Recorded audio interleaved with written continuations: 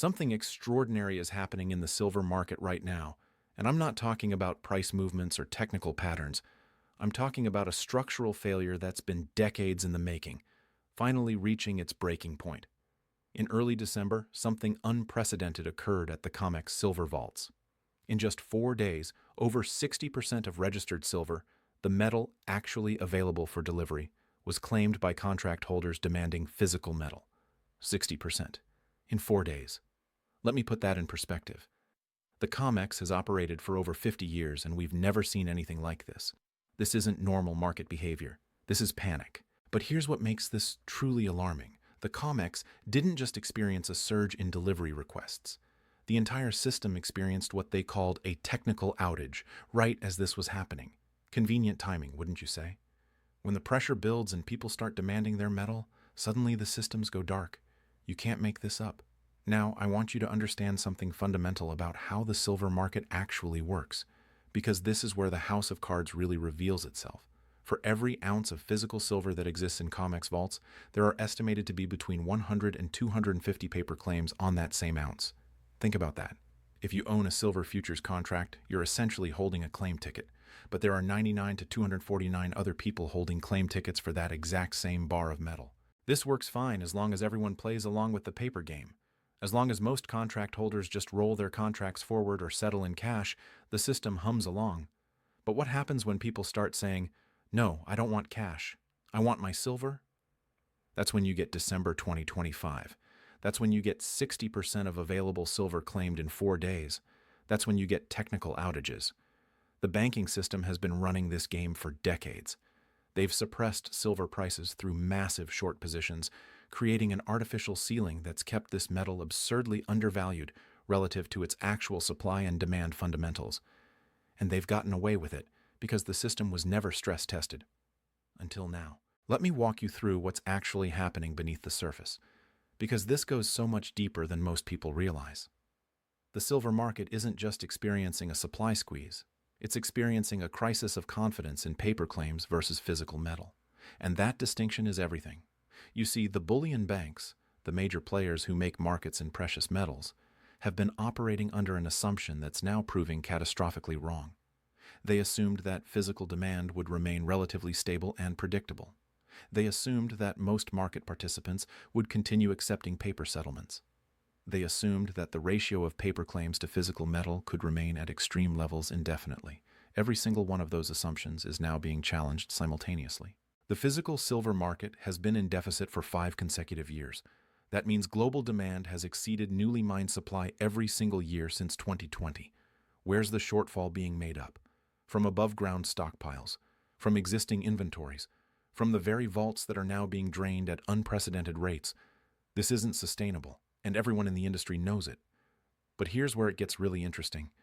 The deficit isn't being driven by investment demand alone. Industrial demand for silver has exploded, and it's not slowing down. Every solar panel requires silver. Every electric vehicle requires significantly more silver than a traditional car. 5G infrastructure, medical devices, water purification systems, the list goes on. Silver isn't just a monetary metal anymore.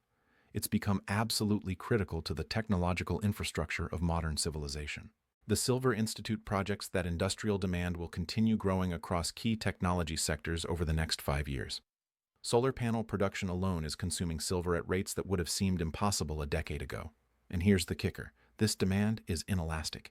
You can't build a solar panel without silver. You can't manufacture these technologies with substitutes that work as well. The industrial users need physical metal, and they need it now. So you've got industrial users competing with investors for a shrinking pool of available silver. You've got a market that's been in deficit for 5 years straight. You've got COMEX vaults being drained at historic rates. And you've got a banking system that's massively short silver through derivatives and futures contracts, betting that they'll never have to actually deliver the physical metal. What could possibly go wrong?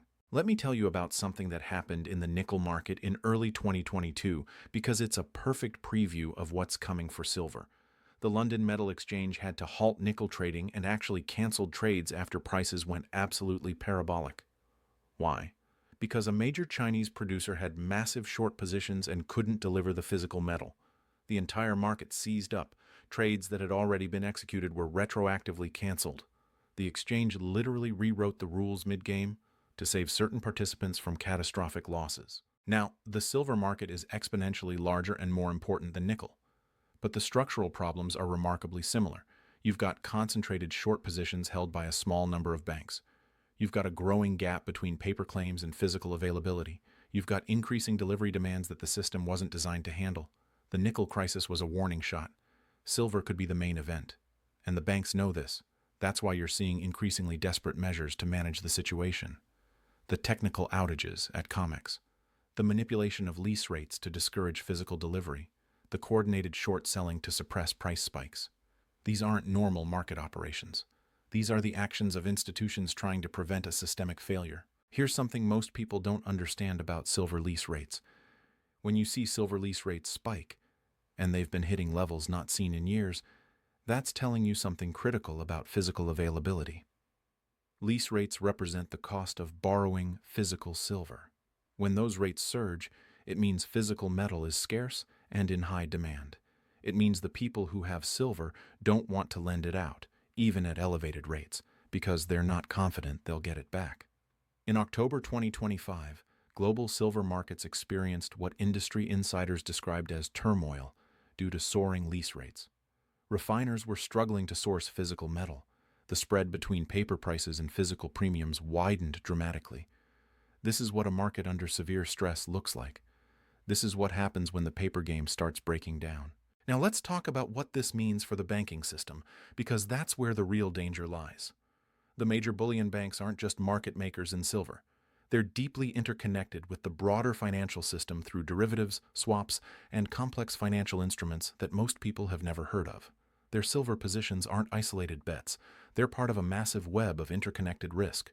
When silver prices were suppressed and stable, these positions were manageable. But what happens when physical delivery demands surge? What happens when the banks can't source enough metal to meet their obligations? What happens when the ratio of paper claims to physical silver becomes impossible to maintain? You get a cascade of failures that could ripple through the entire financial system. Think about the mechanics of this for a moment. A bank has sold short positions in silver futures, betting that prices will stay low or that they'll never have to deliver physical metal. But now, contract holders are demanding delivery in unprecedented numbers. The bank needs to source physical silver to meet these obligations. But physical silver is scarce, and what's available is trading at significant premiums to the paper price.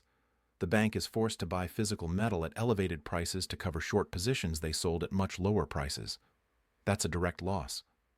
Multiply that across thousands of contracts and multiple institutions, and you're talking about losses that could threaten solvency. But it gets worse, because these banks have used their silver positions as collateral for other financial activities. They've built derivative structures on top of these positions. They've made assumptions about their balance sheets based on the value and stability of these holdings. When those assumptions prove wrong, when those positions start generating massive losses, the contagion spreads. Other counterparties get nervous. Credit lines get pulled. Margin calls cascade through the system. This is how financial crises accelerate. And here's the truly frightening part. The regulatory authorities and central banks know this is happening, and they're caught in an impossible position. Do they let the market function freely and risk a catastrophic failure of major financial institutions?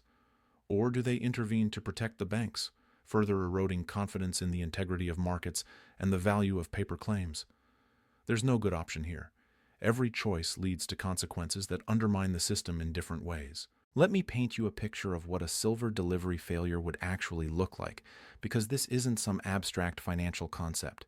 This is a real scenario that's becoming increasingly plausible. Imagine a major bank receives delivery demands that exceed its ability to source physical metal. It defaults on its delivery obligations.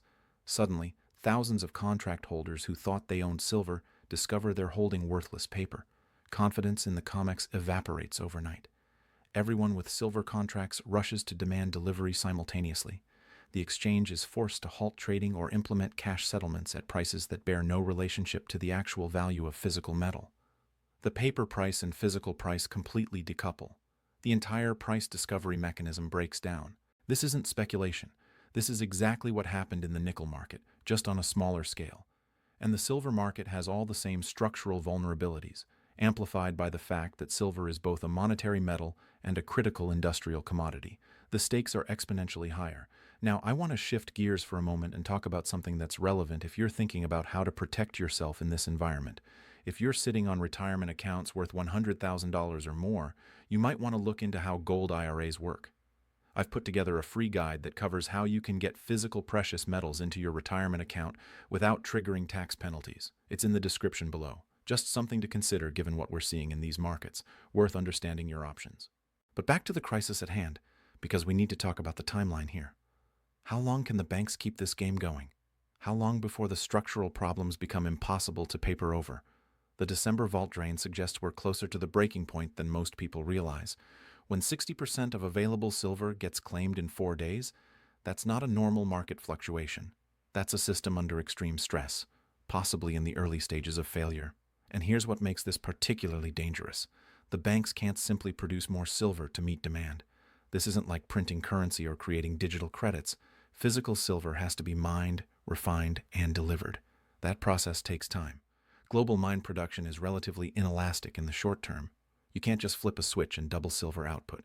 So when physical demand surges beyond available supply, there's no quick fix. The banks are trapped. Some analysts are now projecting silver prices could reach $80 or higher if this situation continues to deteriorate. But honestly, price predictions miss the point. If we're talking about a genuine delivery failure, if we're talking about the paper market breaking down completely, then price becomes almost meaningless. What matters is whether you're holding physical metal or paper claims. What matters is whether the system can actually deliver on its promises. The COMEX has implemented various mechanisms to discourage physical delivery over the years. They've adjusted margin requirements, they've modified contract specifications, they've created financial incentives for cash settlement. All of these measures are designed to keep the paper game going, to prevent the system from being stress tested by actual delivery demands. But these mechanisms only work if market participants voluntarily go along with them. When confidence breaks, when people decide they want physical metal regardless of the financial incentives to settle in cash, all these mechanisms become irrelevant. And that's exactly what we're seeing now. Despite all the structural disincentives to taking delivery, despite the premiums and logistics and storage costs, people are demanding physical silver in unprecedented numbers. That tells you something profound about confidence in the system. That tells you people are waking up to the difference between owning metal and owning a claim on metal. Let's talk about the historical parallels here, because we've seen this movie before, just with different actors. In 1980, the Hunt brothers tried to corner the silver market. They accumulated massive physical positions, driving prices to all-time highs. The exchanges responded by changing the rules mid-game, implementing position limits and margin requirements specifically designed to break the Hunts. The market crashed, the Hunts went bankrupt, and the lesson was clear. Don't challenge the system's control over silver prices.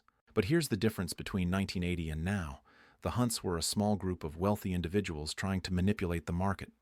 What's happening today is organic, distributed demand from thousands of participants across the globe, driven by both investment and industrial needs. You can't break this by changing margin requirements or implementing position limits. This is fundamental supply and demand asserting itself against decades of price suppression. This is the market calling the bank's bluff. The geopolitical dimension of this crisis makes it even more complex.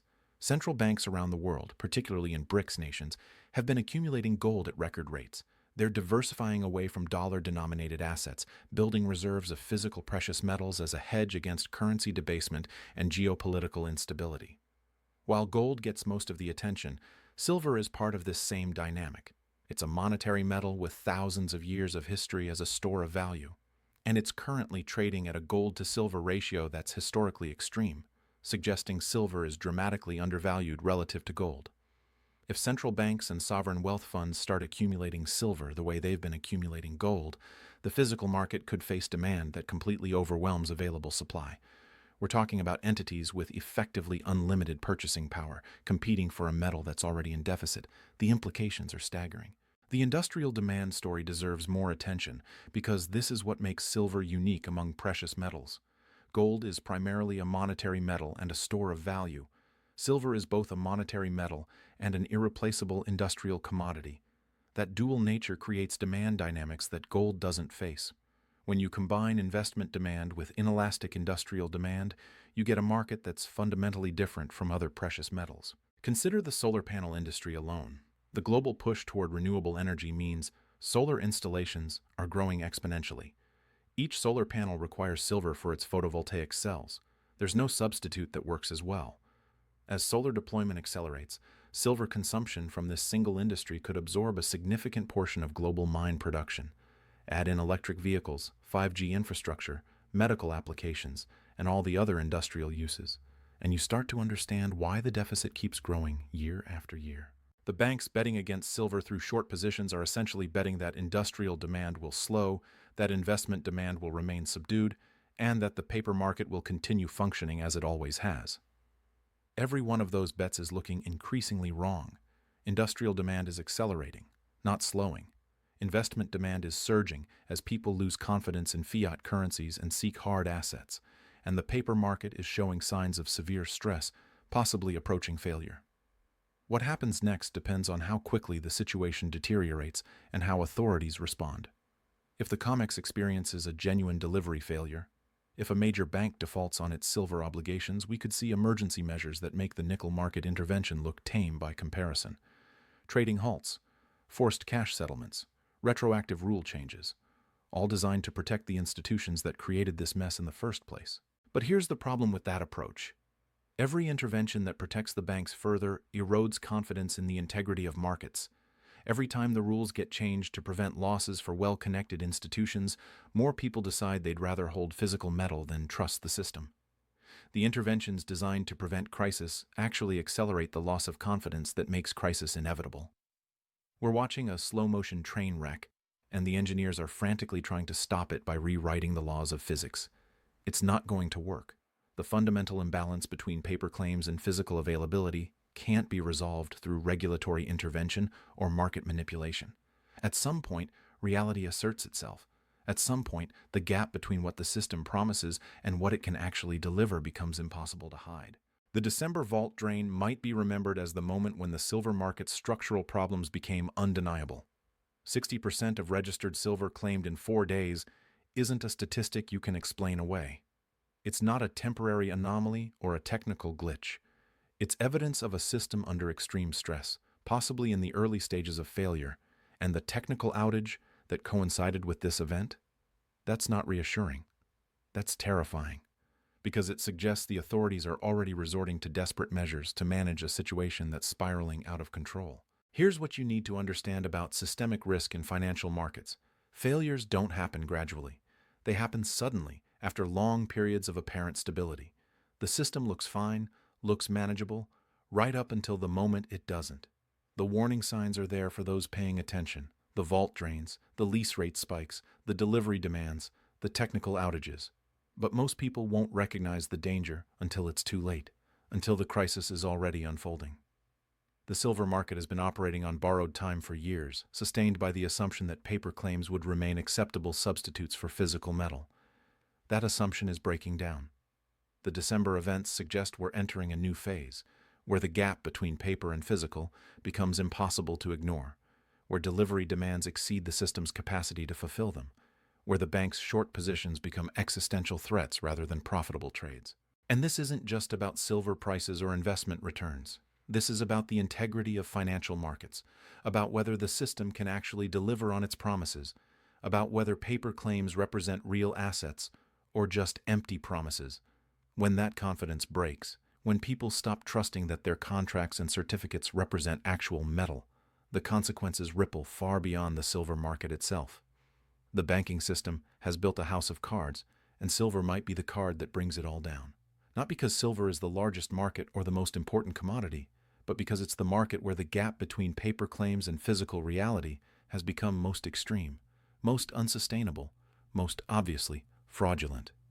When this breaks, and the December events suggest it's breaking now, it will expose the fundamental dishonesty at the heart of modern financial markets. The question isn't whether this system can continue indefinitely. It can't. The question is how much longer it limps along before the breaking point arrives, and what the authorities do when it does. Every intervention buys a little more time, but makes the eventual reckoning more severe. Every rule change and market manipulation erodes confidence and accelerates the shift toward physical metal. The banks are trapped in a game they can't win, fighting against fundamental supply and demand with tools that become less effective each time they're used. We're witnessing something historic here. The silver market has been manipulated and suppressed for decades, but the mechanisms of that suppression are failing. Physical reality is asserting itself against paper promises. Industrial demand is overwhelming available supply. Investors are demanding delivery in unprecedented numbers. The vaults are draining. The system is breaking. And when it finally fails completely, when the paper market collapses and physical silver becomes genuinely scarce, the repricing will be violent and swift. This isn't fear-mongering or speculation. This is analysis based on observable facts. 5 consecutive years of supply deficits, accelerating industrial demand, historic vault drains, spiking lease rates, and a banking system with massive concentrated short positions that are increasingly impossible to maintain. The pieces are all in place for a systemic failure. The only question is timing. And here's the final piece that makes this truly dangerous. The silver market isn't isolated. It's connected to gold markets, to currency markets, to the broader financial system through countless derivatives and interconnected positions. When silver breaks, it won't break alone. The contagion will spread through channels most people don't even know exist, threatening institutions that seem far removed from precious metals markets. This is how systemic crises unfold, not through obvious direct connections, but through hidden linkages that only become apparent when stress reveals them. The banking system is about to learn a very expensive lesson. You can manipulate markets for a long time, but you can't manipulate physical reality. You can create infinite paper claims, but you can't create infinite physical metal. You can suppress prices through derivatives and futures, but you can't suppress actual supply and demand indefinitely. Eventually, the real world asserts itself. Eventually, the gap between promises and reality becomes impossible to maintain. Eventually, the system breaks. That breaking point is approaching faster than most people realize. The December vault drain was a warning. The question is whether anyone in power is listening, or whether they'll keep playing the same games until the entire structure collapses around them. Based on the response so far, the technical outages, the continued manipulation, the desperate attempts to discourage physical delivery, it seems they've chosen to double down rather than face reality. That choice will have consequences for the banks, for the markets, and for everyone who trusted that paper claims represented real assets. The silver market is about to break the banking system, not because silver is trying to break anything, but because the banking system built something that was always going to break. And now, finally, inevitably, it's breaking.